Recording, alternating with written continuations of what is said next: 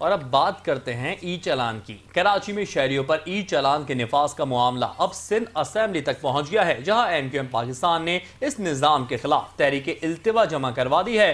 M Q M کے رکن Sindh assembly engineer عادل عسکری نے موقف اختیار کیا ہے کہ حکومت نے ٹریفک کے بنیادی انتظامات اور روڈ سیفٹی اقدامات کو یقینی بنائے بغیر شہریوں پر الیکٹرک چالان سسٹم نافذ کر دیا۔ تحریک کے متن میں کہا گیا ہے کہ شہر بھر کی ٹوٹی پھوٹی سڑکیں، غیر فعال ٹریفک سگنلز اور زیبرا کراسنگ اور سائن بورڈز کی کمی کے باعث ڈرائیوروں اور پیدل چلنے والوں کے لیے ٹریفک قوانین پر عمل درآمد تقریباً ناممکن ہو چکا ہے۔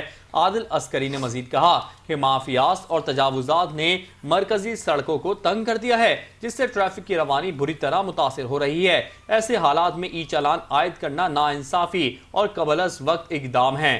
تحریک میں مطالبہ کیا گیا ہے کہ جب تک انفراسٹرکچر بہتر نہیں ہوتا اور ٹریفک نظام فعال نہیں بنایا جاتا، ای چالان سسٹم کو معطل رکھا جائے۔ ایم کیو ایم نے ایوان سے اپیل کی ہے کہ شہریوں کے مسائل کے حل کے لیے اس عوامی اہمیت کے معاملے پر فوری بحث کی جائے۔